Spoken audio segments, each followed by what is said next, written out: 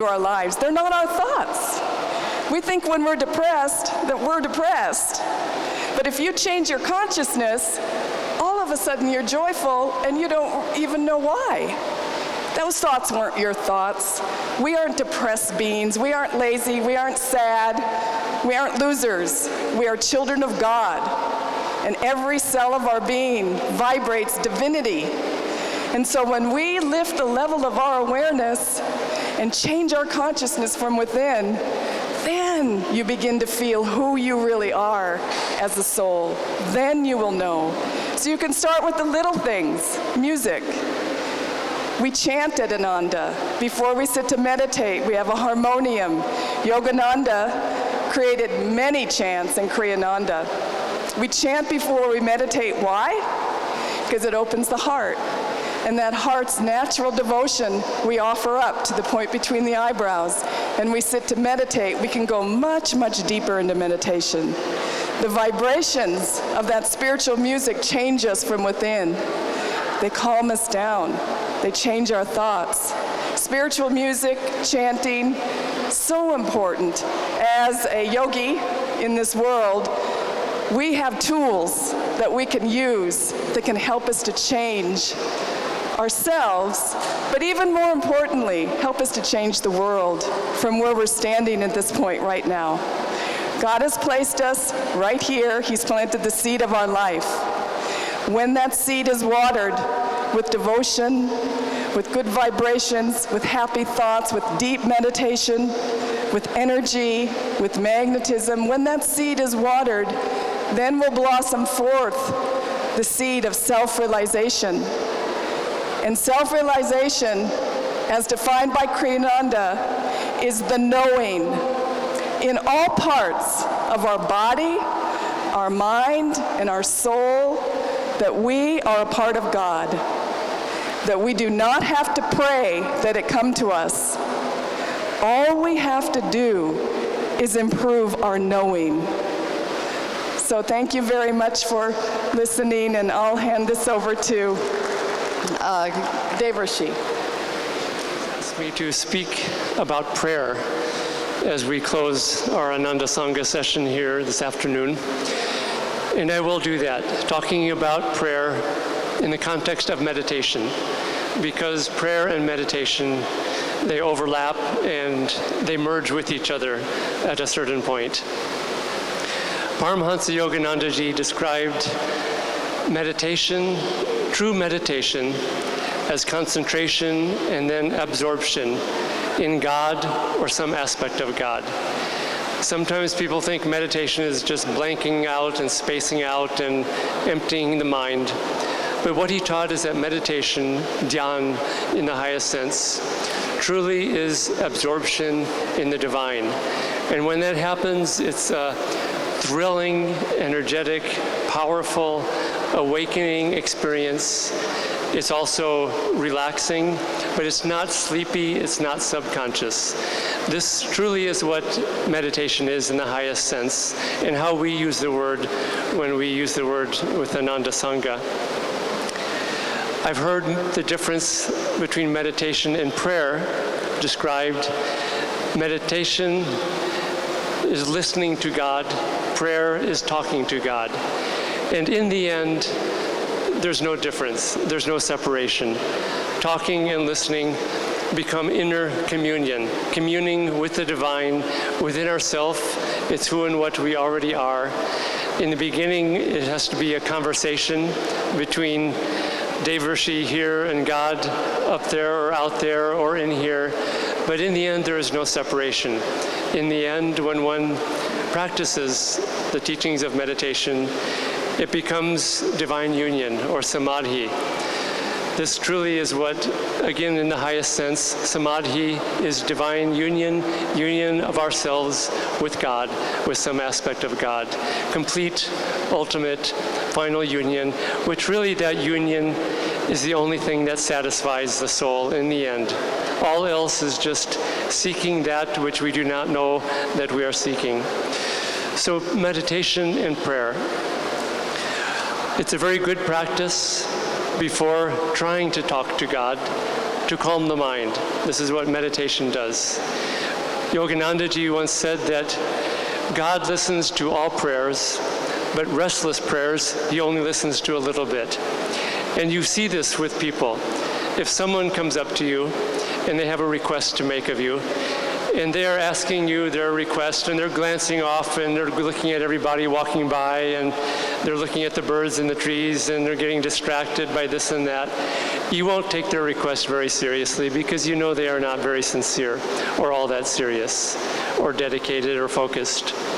But if someone comes to you with passion, with energy, and they look into your eyes and they say, I need you to help me with this.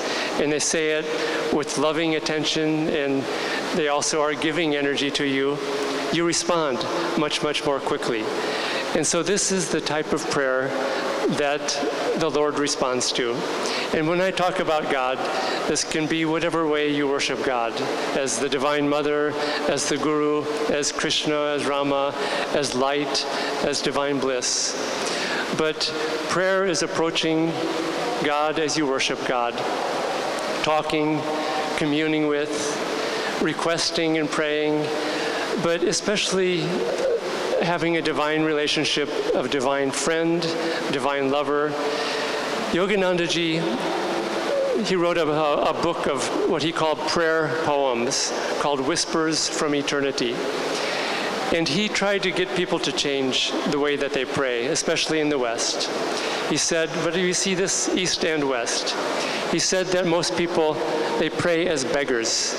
They go to God begging this and begging a few paltry rupees from the Lord of the universe. And he said this is the wrong way to pray. He said, we are children of the infinite. We were given the divine birthright to be one with the infinite. And this whole universe is ours, and we are this whole universe. And so to beg for a few paltry pieces of it is the wrong way to pray. There was a disciple of Yoganandaji, and one day he gave a lecture. And after the lecture, he was greeting people, shaking hands, and talking to people outside the door of the lecture. And a woman came up to him, and she said to him, hello, my name is so-and-so, and my father is the President of the United States of America. And indeed, she was the daughter of the President of the United States of America. This disciple of Yoganandaji replied instantly and without thinking. He put out his hand and said, my name is such and such. My father is the Lord of the universe. And he did not have to think about this. It was not some clever reply. He knew in his heart at all times that his father was the Lord of the universe. His mother was the creator and the mother of the universe. That was his identification. And I suspect when this man would sit down to pray, he would not pray as a beggar. He would pray as a child of the Divine Mother, as a child of the infinite. The other aspect of prayer that Yoganandaji said that people have wrong is people think that they have to be perfect before they can go to God. They think that they have to brush their hair and, iron their shirt and be somewhat pure before they can go to the Lord. Yoganandaji said just the opposite.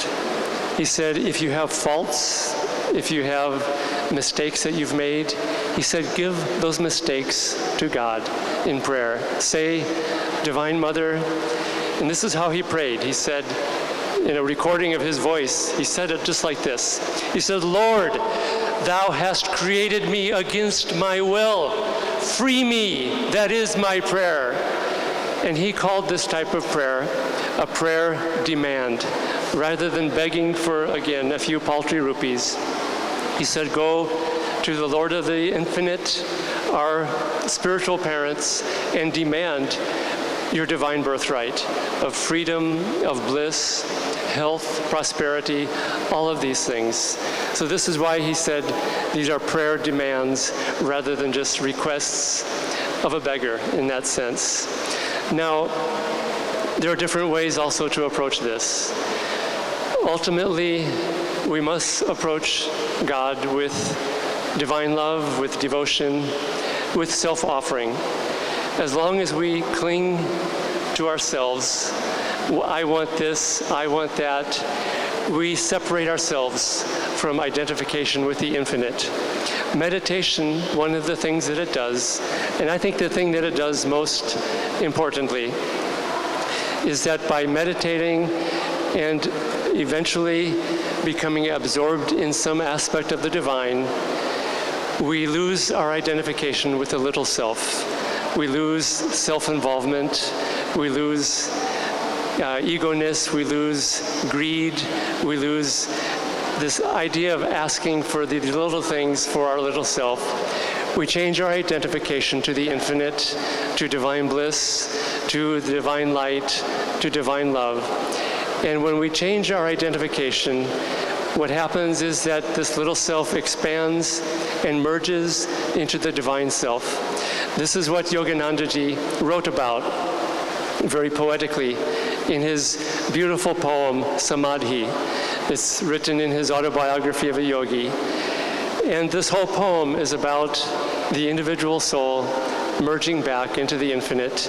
And it concludes by saying, I, a tiny bubble of laughter, have become the sea of mirth itself. And this is the state of samadhi that he was describing. The way to that state is to offer ourselves into the infinite. There's a misconception, I think, among many yogis and practitioners of higher spiritual teachings. They think that they have to kill the ego and destroy the ego. And the ego cannot be killed or destroyed, against its will especially. What we must do is offer the ego willingly, freely, into the light of God. And it's in that complete devotional self-offering that we merge into the infinite. God is not going to take us against our will. As Yoganandaji often said, God has everything in the universe. God is everything in the universe. But God is lacking one thing, only one thing, and that is our love and attention. And Yoganandaji called this the divine romance, the cosmic romance of the Lord pining for the individual soul's love and attention. And this only comes about, as Yoganandaji said, the Lord waits and waits and waits for the child to come back.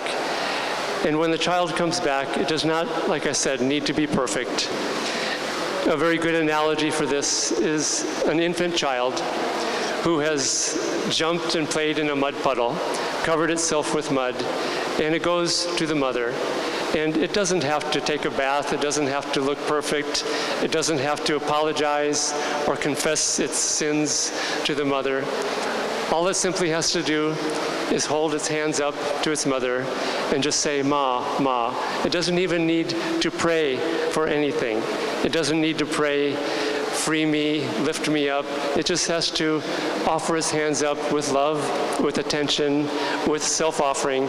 And of course, the mother cannot resist. It reaches down, picks up the child, and holds the child to itself. Looking at how children are, with that purity of heart, with the lack of self-thought and guilt and all these things that us grown-ups have learned to acquire over the years. Watch the children. This is why Christ said, "Suffer the little children to come unto me, for such is the kingdom of heaven." And so, when we practice prayer, try to see prayer and meditation as one and the same. They overlap, they're continuum. When we meditate, we calm the mind, we lift up the consciousness, we calm especially the waves of feeling in the heart, and then we offer ourselves, holding nothing back, to the light,